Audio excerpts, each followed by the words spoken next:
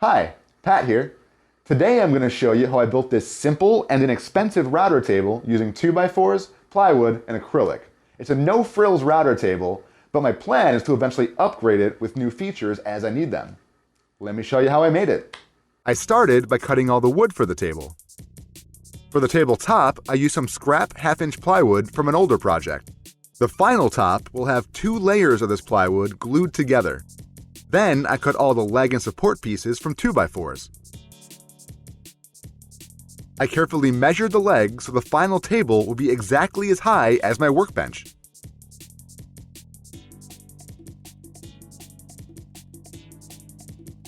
Next, I glued together the half-inch plywood pieces into a single 1-inch tabletop.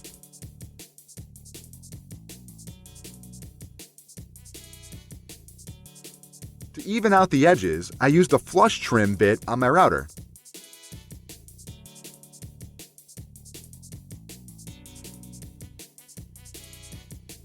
Once it was finished, I started building the top support. These support 2x4s connect to the underside of the tabletop using metal angle brackets. After building the support frame using pocket screws, I fastened it to the tabletop using those angle brackets and small wood screws.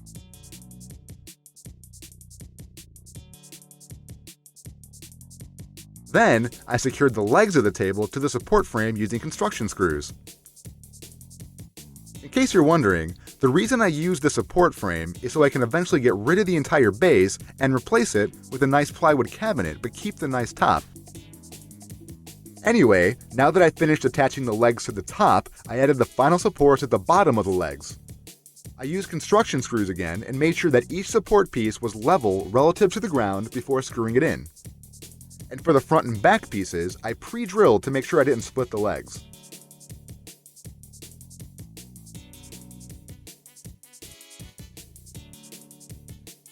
Back on the top of the table, I traced the outline of a 1 foot by 1 foot piece of acrylic, which will replace my router plate and sit flush in the table. After measuring in 1.5 inches, I drilled out all 4 inner corners and then cut out the center using my jigsaw.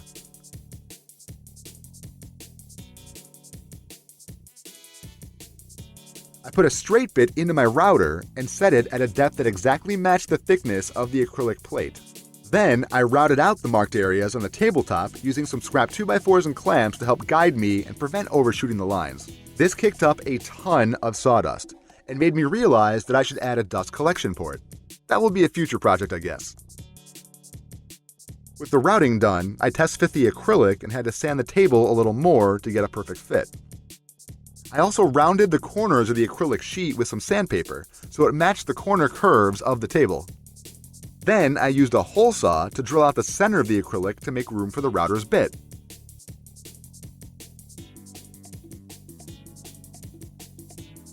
With that done, I used the old router plate as a guide and drilled holes to connect it to the router. I even used a larger bit so the mounting screws could sit flush.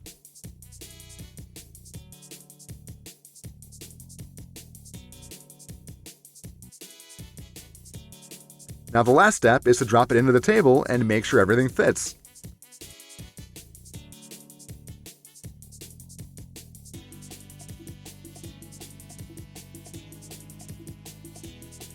Perfect! It just drops right in and sits flush. I could have stopped here and had a basic working router table, but I went one step further and wired in a switch to make turning the router on and off easier. I started by knocking out a few holes in 2 handy boxes and then connecting them back to back. I just used machine screws and nuts to do this.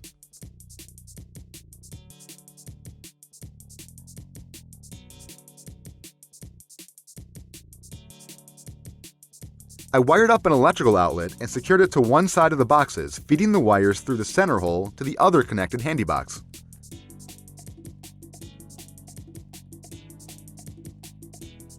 On that other side, I fed an appliance cord in through a compression fitting.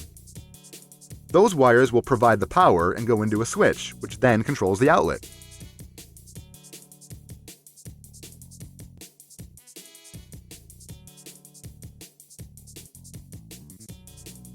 Once I secured the cover plates, I mounted it to one of the legs of the router table with the switch side out and the outlets facing in.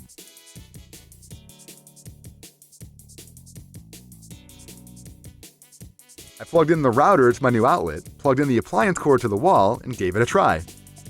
Success! The switch now controls my router. This is a fun side project that gives me more tabletop space in my small shop, but realistically, I'm not going to be using it as a router table very frequently, especially not until I add some kind of dust collector port to it. As I mentioned, the amount of sawdust this kicked up was ridiculous, so I at least need some way to connect my shop vac to it.